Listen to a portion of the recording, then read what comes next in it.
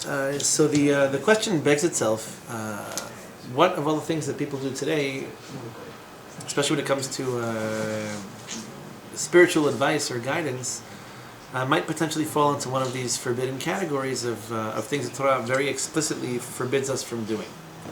So some of this is interesting because it's just folk legend. Like growing up here in America, I can tell you about 1,000,000 times in my childhood I had somebody say, if a black cat crosses your path, it's bad luck. Mentioned in the Gemara, something apparently it's a very old myth, but there's no truth to it. So the Gemara gives examples of this. What's the concept of menachesh? This is actually what's called nichush in Hebrew. Modern Hebrew, menachesh, they use it to mean guessing something, right? To guess. So the word menachesh appears in context. The first time it appears is where? With Yosef. Ki nachesh inachesh ish shor kamoni. Yeah, where does it appear? Parashat Miketz. Yosef, his brothers come down to. I mean, he reads from the Torah. Look at him. No, he knew it by heart before he started.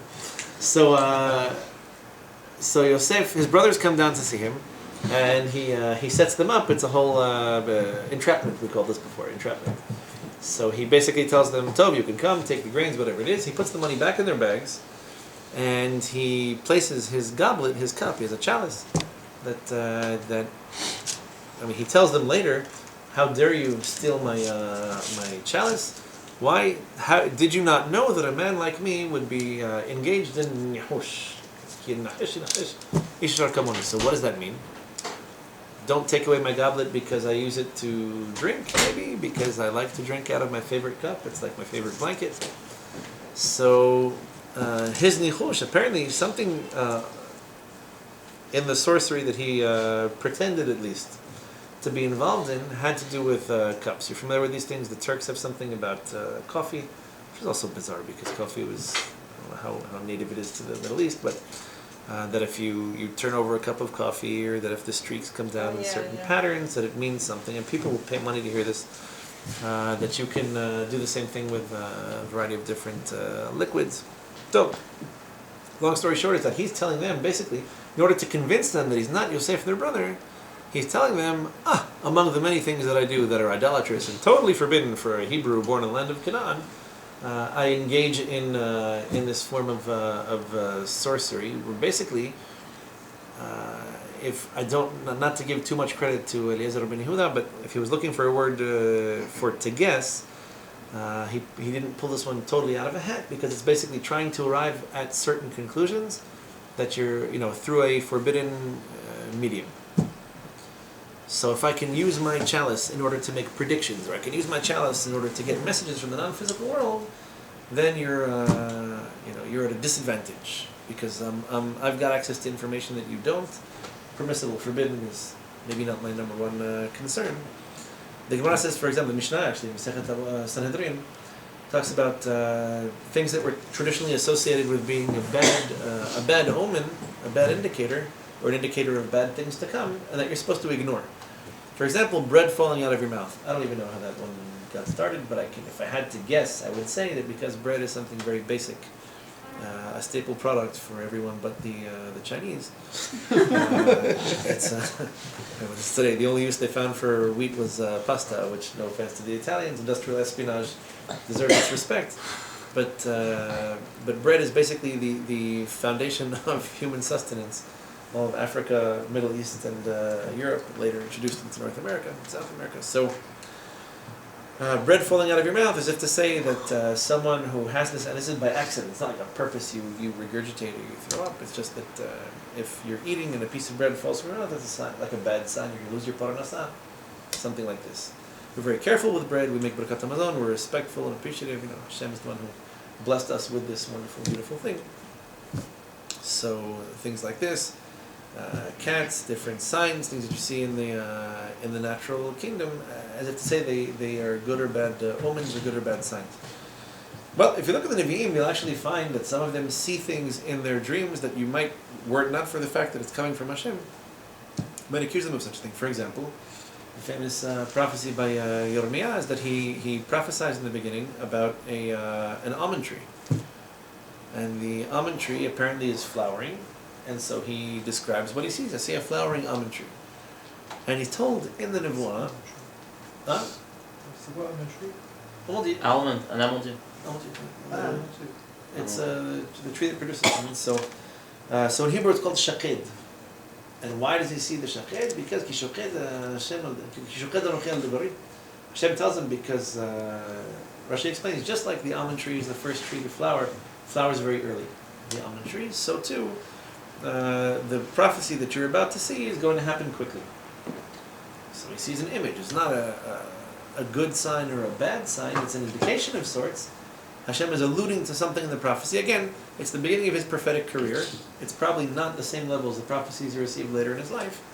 But the fact that there's some kind of a sign, some kind of a connection, at least he sees it in terms of a prophecy. But if I were to see a black cat crossing my path, right, to put faith in these things is asur. Famous question when it comes to things like horoscopes. Right? Well, exactly what I was thinking. Yeah. So horoscope, the constellations. I don't know. They use things in I don't know. France, this is popular. Yeah. Oh yeah. Horoscopes, really. People look into this. Well, even in America. Even in New York. Yeah, no, I wasn't using America as a sign of spiritual health. Like every time I meet somebody, oh, you're vegan now, I understand why. Yeah, you get things like I this. don't know why, but I understand something. I'm Is trying to say something else, and she also said, now I understand. Right. So interestingly Is it in enough, the Rambam? first of all, they appear in the Gemara itself. This concept of being born under a certain sign and this having an influence on your nefesh. Famous Gemara about someone who's born under the sign of Mars, the god of war. But Ma'adim, it's called in Hebrew. Mars is actually the red planet. I mean, it's not for nothing associated with this. The Gemara says you should be a doctor or shochet, mohel, something associated with. I wasn't born under the sign of Mars. I was like killing things. That's a totally different psyche. But the Gemara itself tells you that these constellations, the month in which you're born, does count. By the way, the Goyim do it wrong. Just so you know, even the way they count these constellations, they're doing it totally wrong, because according to us, it's all a function of the Hebrew month. And the Hebrew month, the lunar cycle, is much more in tune with this than the solar cycle. But it goes by the lunar cycle also. It's supposed to, but they have this thing about like the 22nd, is it? The 22nd or the 23rd of the month? Yeah, I think it's the 20th or 21st or something. Something like this, like the 23rd to the 22nd of whatever month it is. So they're first of all off by a few days anyway. They use the Gregorian calendar. Yeah, but I mean, one way or the other, it's off the way they do it. But how does this work out, so to speak? You have the Gemara tell you, Yisrael ma'al hamazal. The Jews are above. Mazal in Hebrew can mean a lot of things, by the way. One of them is literally mazalot, the constellations. So these constellations, they mean something, they don't mean anything. I'll complicate the question even further. So we're told in a Divrei Yamim, discussion of Yisachar, so they're a very special tribe. Yisachar was the tribe that was apparently the most learned out of all of the 12. Historically, Yisachar and Zevulun. Zevulun were the ones who were merchants by ship, and they would support the tribe of Yisachar, and they would share in their Torah merits as having a portion in it, because they're the ones who provided for them. So what's so special or so unique about Yisachar? What makes them such special Talmidei Chachamim? Yoda'ei bina le'itim is how they're described. Yoda'ei bina le'itim. These are the ones who know intuition in its seasons or seasonally. And the Gemara says, what's so special about Bnei Yisachar? That they are experts in this whole concept of mazalot. They're experts in this whole concept of the constellations and how different neshamot are affected by different things. It's very bizarre. If that's the case, this is theoretically forbidden.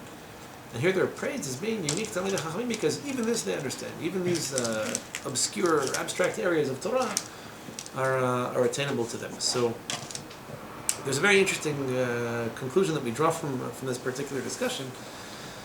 When the Gemara says Yisrael ma'al mazal, it doesn't mean that we're not affected by this concept of mazal. It doesn't mean, for example, that certain months aren't associated with certain things, which, by the way, is another concept of nichush. Specific example in the Mishnah: if someone tells you that this day is auspicious or not for the beginning of a certain business venture, for an acquisition, you want to buy a house. I know couples that before they get married, they consult some of these dates that the Arizal supposedly commented on. You be very, very careful with these things, so as not to be guilty of this concept of nichush. At the same time, what does it mean when the Gemara tells you that Adar is a good month? Adar Soros. So from the beginning of the month of Adar, we're exempt from this concept of assuming this is an auspicious time. We're told that there are very specific things that you should make efforts to do in Adar. For example, you guys know this, halacha? Otniel should know this. Sorry? What are the things that we're told specifically? What do you do in Adar because it's a good month?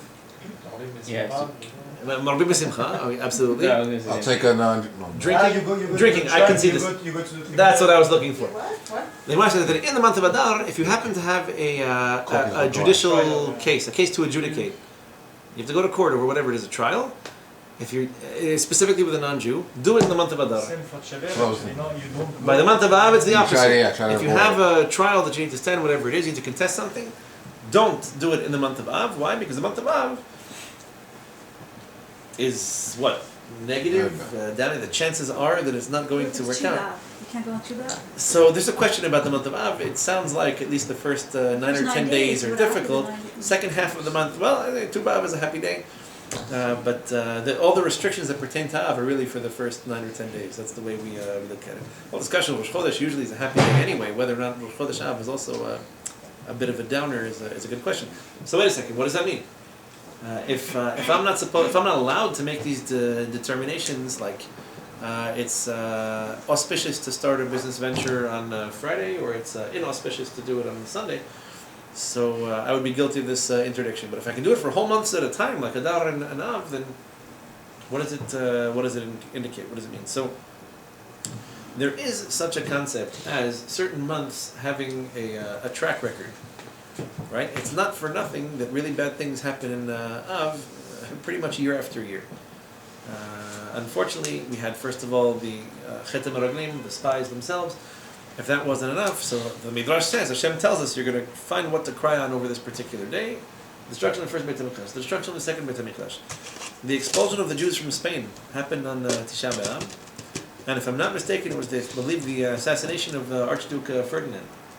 Also took place on Tisha B'Av, which basically threw the whole world into war. Leaving Gaza, no?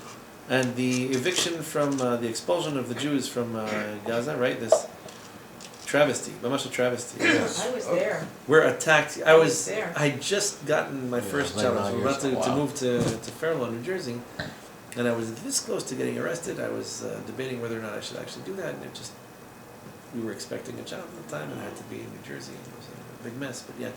So it was supposed to be Tisha B'Av, and they delayed it to the day after. But the Gemara says, okay, the fire was started in the Beit HaMikdash just before the end of the day of Tisha B'Av, but most of the burning happened throughout the first half of the day on the 10th of Av. So it's a very difficult month. There's an explanation behind this. It's a month where we're judged, where our iniquities catch up with us, where our attitude apparently is manifests much more quickly, much more immediately in world events, and punishments just tend to wait until Av to happen, is probably the best way to explain that. So what's the big deal about Adar? What does that mean? Well, Adar, the month in which Moshe Rabbeinu was born, it's a very hopeful month. It had, on the one hand, the potential for the annihilation of the entire Jewish nation. At the same time, that was overturned. And so Adar is a good time for overturning, for turning bad things into good ones. When the Gemara says Yisrael Mala Mazal, it doesn't mean that we're immune to the effects of Mazal, because the Gemara itself says that Av is a terrible time and that Adar is a good one, etc. What it means is that you should never lose your faith in the ability to do something contrary to the Mazal or to change it. Right? It's possible to change one's Mazal. In fact, we have a couple of classic examples. Familiar with this? This is like on the tip of everybody's tongue. So, Avraham with having children. So this was a miracle. Potentially, I could merit a miracle. I'm not on the level of Avraham, but I could merit a miracle. What's the classic recipe the Gemara gives for changing your mazal? Your name? So, if I want to change my mazal, if I want to change my... I would hesitate to use the term luck. I just don't like it. It has a lot of negative connotations to me. Luck. The way... It's... how should I put this? It's like a mode of interaction. A mode of interaction. The mode of interaction with Am Yisrael during the month of Av is a negative one where punishments just happen to happen. Mode of interaction in the month of Adar is a relatively positive one. It's a little bit extreme. but relatively positive. Can go either way, but it tilts, it trends positive. If you'd like to change the way certain things are trending in your life, the Gemara tells you can make certain changes to your life, right? You can change certain important ingredients in your life. Say, for example, your name, right? As every time this concept, this topic comes up for discussion, I always like to point out, the Gemara never actually promises you that your mazal is going to get better. Well, it promises you it's going to change. So people come to me, Rabbi, I want to change my name. Why? Because this and that and the other thing, and because this isn't working. I want a better job, I don't like my job, I want another one. Marriage, for health, for whatever issue. So I said, okay, if we were prophets and we had a little bit of a, let's say, better understanding of the way names work, what they mean and how they influence us, that's one thing. There's no guarantee that by changing your name, your mazal is going to get better. The one promise the Gemara makes is going to be different. Your mazal will not be the same after you change your name.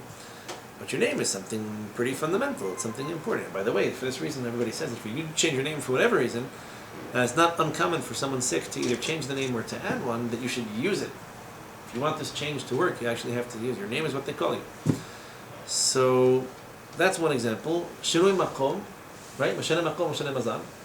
One who changes his or her location changes the mazal. So there are a lot of things that go along with location. It's not just a matter of changing your address.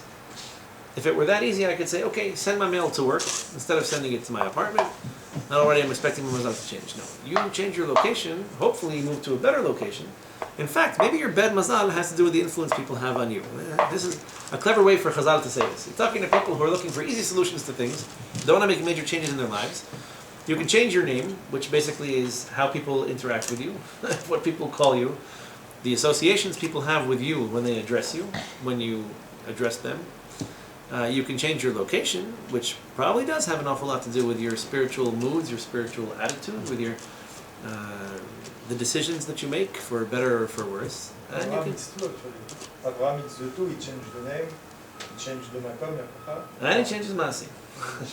And he became a very influential, very an initiator, if you will. So he certainly merited all of these things.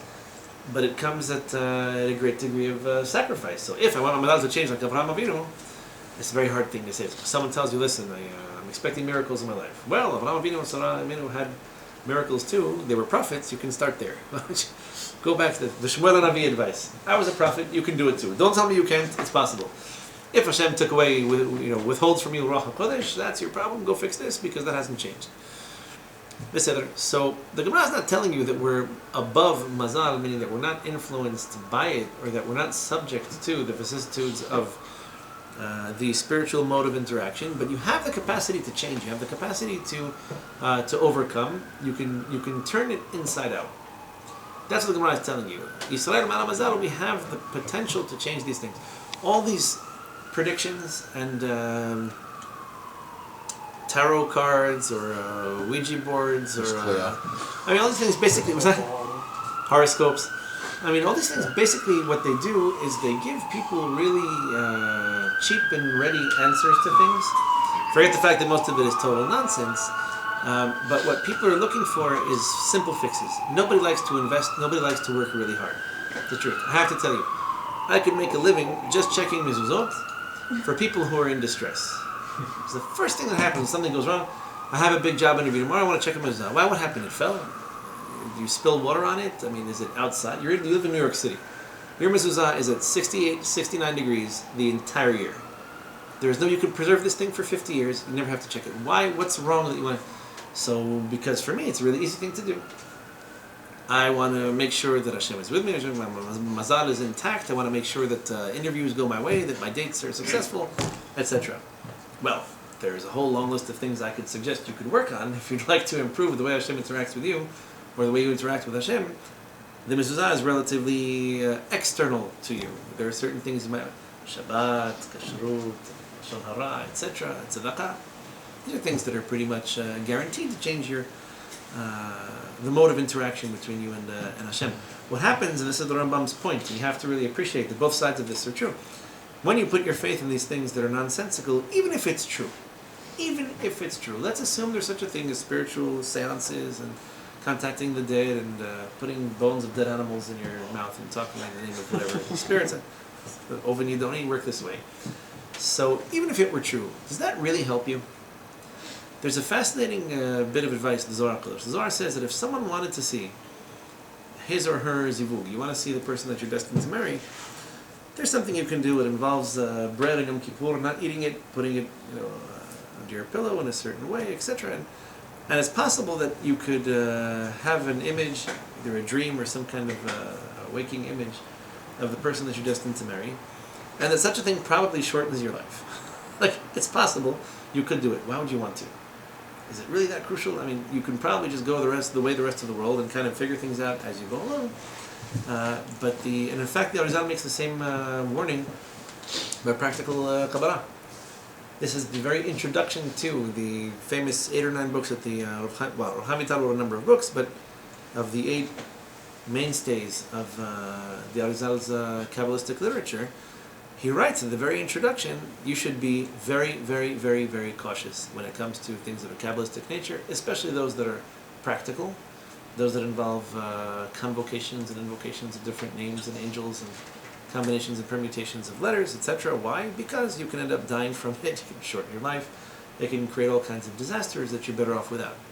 So the simple answer is, why would you deal with it? Why would you try to do things and take these shortcuts when there are solutions to your problems? Okay, sometimes we wish we could solve our problems much more quickly. That desire for shortcuts is probably the beginning of the spiritual end. Any spiritual process, for that matter, any process that you'd like to succeed, it's probably going to take a certain degree of time. Nothing that happens super fast is long-lasting, effective, or even for that matter, very positive. It's just not the way the world works. A good example would be wine. It's very hard to produce good wine in less than a year or two. You can try, lots of people do it. There's a whole market for really bad wine. The problem is that it's one of these processes that just takes time. The same is true of cheese, the same is true of dried meats. There are certain things you just can't expedite. You can't make them go any faster. People looking for quick answers to their problems, that in itself is the problem. This lack of patience, or this lack of a desire to do things the conventional, traditional way, is tantamount to Avodah Zarah. And that's the emphatic point that Rambam is trying to make. If you, like Sha'ul Hamelekh, want to take a shortcut and do something forbidden in order to get a quick answer, and Shemuel rebukes him for this. He says to him, what are you doing? You're trying to take a shortcut. You're trying to go around, or jump over the fence. But there's a reason it's this way. And if you don't have the messages that you used to get from Hashem, why don't you think about that? Figure it out. Work on it. That's probably your problem. Your problem is not your ability to contact the dead. Your problem is the ability to contact the living. Deal with yourself, deal with your family, deal with your situation, and the answers should hopefully start coming in. First, like, when you say Israel and Mazal, does that mean that the goyim, they are subject to the Mazal and they can do nothing about it? And second, when you say like everybody can, Jewish, like Israel can do something about the Mazal, we can change it. Like, I remember explaining a few more, especially one where like some, it was TaNa that had no river Mazal, but like there was no way to change anything, and God telling, okay, you know what, maybe I can like destroy the world for you, like recreate it, so the Mazal maybe change, and even then I'm not sure like your Mazal will be better. Like this, the moral of this story was like there are some people who just like The Mazal, there right. is just nothing to do. I have a beautiful expression in Arabic. My grandmother used to say sometimes that someone who's down on his luck. Yeah. So someone who has no luck, even if you call him Mazal, like it's not going to help. But if you change his name to Mazal, it's not going to work. So, okay. Rav Tzadok Kohen Lubin explains this way. Yisrael Mana Mazal, you have a neshama. Your neshama comes from a place that's a root that's spiritually speaking deeper in the non-physical reality than the mazalot themselves. Meaning, by its very definition, here's the system. The mazalot are here.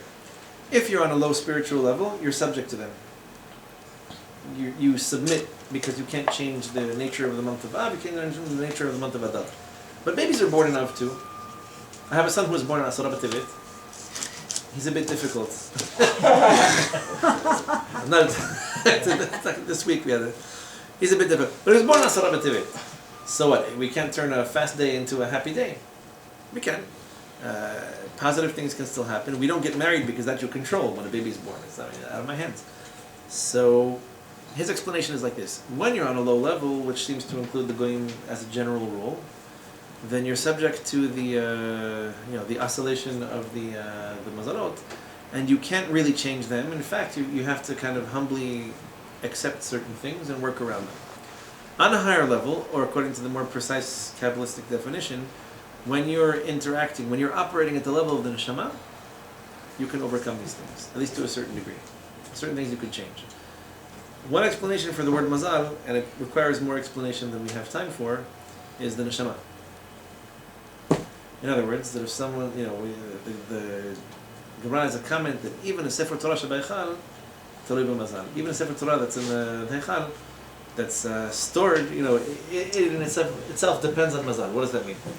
So the poskim talk about, you write a Sefer Torah, you have to use it, you have to make use of it in order for the one who purchased it, the one who owns it, to have merits. And so why do they use one Sefer over another? I mean, okay. But the idea is that everything has a neshama to it. Everything has a spiritual root to it, and that you can't change. I can't change my neshama. I can't change certain things about myself, not because they're good or bad, because this is the neshama that I got. It doesn't say in the Gemara that everybody who's born under Siman Ma'adim, under Mars, goes to hell.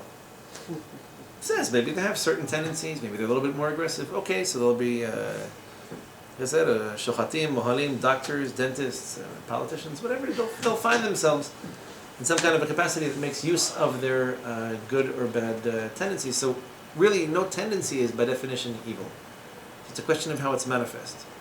So these expressions of you can't change the mazal means you can't change your neshama. It doesn't mean you can't change the way you interact with the world. For that matter, the fact that I have a neshama that tends a little bit towards melancholy or towards being happy and a little bit irresponsible doesn't mean that those are traits that I can't work on. Doesn't mean that it's not something I can abate or I can control. I might have to invest my spiritual energy in controlling my anger, and you might have to invest your spiritual energy in controlling your, your stinginess. People who like to spend money, or your generosity is too much. I have to control every time I have money. I spend it. Okay, so everybody has to invest their energy differently. It's not to say that you can't change the mode of interaction. The one thing you can't change though is your neshama. You're not going to get anywhere trying to defeat your neshama. You can just work with it and try to direct it. So, but this is really the point.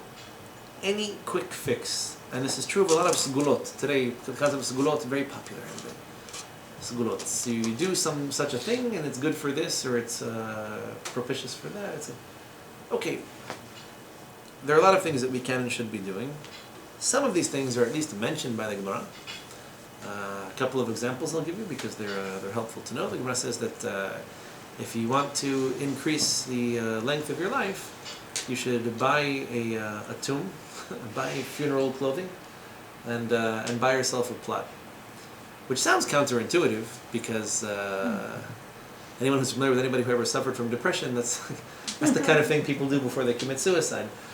But the reality, for some people it might not be such a bad piece of advice. The reality is that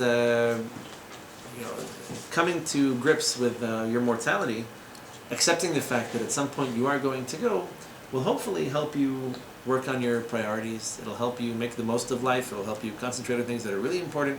Spend a little less time on Facebook. Okay, this is not a negative thing. In that sense, if I were to hang up my funeral clothing, my burial clothing next to my Shabbat suit, if I could see it on the way out of the house, I mean, it would be a constant daily reminder. So, at least for some people, I think that's not a bad idea.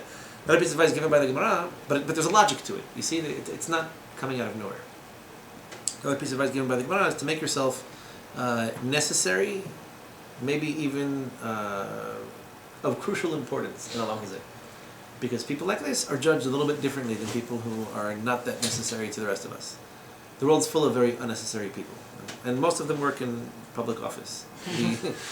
The people who are actually useful and do productive things in Olam Hazeh are people who support and help other people. There aren't enough people who are supportive and helpful. It's true, we need a lot more of them. The example given by the Gemara is Rabbi Yehuda that he was very wealthy. There was a widow in his neighborhood, and he would support her. Widow, apparently she had children, she had no husband to provide for her, there was no welfare, social security, unemployment. He was basically the one who was putting food on her table in a very humble and discreet kind of way.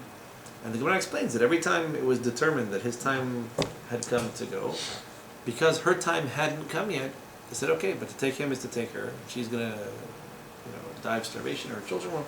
So his life was extended. But that's a logical, rational thing. That's not black cats and bread falling out of your mouth. That's, doing mitzvot and trying to make, so maybe within the mitzvot that I have the option to do, I only have $150 to go around. What do I do with my $150? Either I invest it in tzedakah, or I do a different kind of mitzvah. Okay, maybe this mitzvah that I'd like to get involved in, I can choose my mitzvah based on something that I might be able to influence or might be able to change. For that matter, by the way, I can tell you based on a lot of anecdotal evidence that people who go to get counseling or advice on particular things, very often the advice would be to spend a little bit extra time on a certain mitzvah, or perhaps even to do a little bit less of another kind of mitzvah.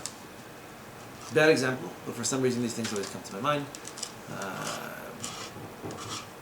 I knew someone who once was studying in yeshiva with someone who, a guy who admitted to him that he had tendencies of the not so heterosexual type. So, very difficult, and I don't envy anyone who has to deal with these challenges. But the guy told him that he always heard that going to the mikveh was really cleansing and purifying and spiritually constructive. And in his case, it wasn't so much. Okay, so, for this particular reason, this particular mitzvah is just like not his thing. And that's fine. That's, you have a certain challenge, you can control it. Great, there are other ways you can achieve purification and holiness, and if this doesn't contribute, rather detracts, maybe it's a good idea to focus a little bit differently. I can give you another really good example of something that actually has legs to it, and that's that I've heard it said already from more than one source, that a couple that's having difficulty conceiving a child should sponsor a brit milah for someone who needs the money. Like a couple that otherwise couldn't put it together. But that's got a logic to it. That makes sense. If I show compassion for people who are going through a certain form of difficulty, maybe Hashem can help relieve me of a different kind of difficulty. That's not idolatrous, that's not a shortcut, that's not making up spiritual bridges that don't exist. This is something you could at least make sense of. And now, one more note on this before I let it go. Rav Sabato, my Rosh Yeshiva, who had spent, I think, 24 or 25 years in Yeshivat Betel, Yeshiva, Kabbalistic Yeshiva, the oldest, in fact, in Yerushalayim. Which one? Betel. The old city. In the old city, the only Kabbalistic Yeshiva in the old city. Betel? Betel, yeah. Name of the yeshiva, big gold and silver doors. It's a very nice place. So he himself, for years he studied with the best known and some of the less well known rabbis in this particular area. He despised, but very openly and very adamantly despised, the concept of people going to Rabbanim who were supposed Kabbalists and asking them for pieces of advice or to make certain heavy decisions for them. And his explanation for it, I can just pass on what I received from him. His explanation for it was that, even if it's true, even if the person that, the individual in question happens to be a special, holy, spiritual, pure, bona fide Kabbalist, that level of interaction is not available to you for good reasons. If this is how Hashem wanted you to live your life, and this is how Hashem wanted you to interact, with Him and with others, then if that were appropriate, you'd be getting these messages directly. If prophecy is being withheld from you, if Ruach HaKodesh is not exactly there, there's a reason for it. And you have to make these decisions based on the evidence that people in your situation normally base their decisions on. To go to someone and say, I met this really nice girl, and we're thinking of getting married. Do the names work out? So, as Rav Ritli used to tell us, what's the best Kabbalistic indicator that the person that you found is the right person to marry? You guys get along, you have things in common, you enjoy each other's company, you're a little bit sorry when you're not together. It's probably a pretty good indicator of something nishmatic, some kind of a connection there, and you test it, and we call this dating in Kabbalistic literature. should I wake up with the name of a particular girl in my head and then just go find where her grandparents are buried and figure out where I can find her? I mean, I don't know. That might work for some people, maybe a little bit less for others, but if that's how I was meant to live my life, or if you want to put it the other way, if I were on the level where those things made sense for me, God would be talking to me too. Going to other people in order to have them make decisions for you is a little bit spiritually dishonest. That's how Rav Sabato used to put it. Not that you don't go to rabbis and don't ask them questions, but asking a rabbi, what car should I buy? Or where should I buy a house, etc. So, okay, if the discussion is going to be one, this he would, Rav Rebbe used to say all the time, a real Rav is someone who knows you better than you know yourself. Going, asking for a bracha is something else. I can go to someone who has merits, I can go to someone who's learned, who's accomplished, who's on a higher spiritual level than myself, and I can ask for a bracha. Absolutely, doesn't hurt. Why not? Should I spend my whole life running after people for brachot? Maybe not, but it's a helpful thing. The Ben Ish Chai wrote that his father. I'm trying to think of how exactly the story took place. The Ben Ish Chai told someone who was alive at his time. He was the father of Mordechai Eliyahu, Rav Suleiman Eliyahu from Baghdad, who was a disciple of his. He was married, I think his first wife died, and he had a son from her named Nisim, Rav Naim Eliyahu, who's a rabbi in the Bukhari neighborhood, if I'm not mistaken. He just passed away a couple of years ago. He was Rav Eliyahu's older brother. When he married his second wife, they weren't able to have children. The Ben Ish Chai tells him, in Baghdad, mind you, this is one of the greatest rabbis alive at the time. I mean, you find his books on Ashkenazi bookshelves in yeshivot, and he was from Baghdad, passed away in 1913. He told Rav Suleiman Eliyahu, go to Morocco, you need a bracha that I can't even give you. Go to Rav Yaakov Abu Hatziras, the grandfather of Baba Saleh and Baba Chaki. Maybe he can give you a bracha that'll help. And so he went, he received the bracha from him, and then the child that his wife conceived afterwards became tremendous Talmid Chacham. He was a Dayan, he was a very famous Mekubal, passed away only maybe 6 or 7 years ago.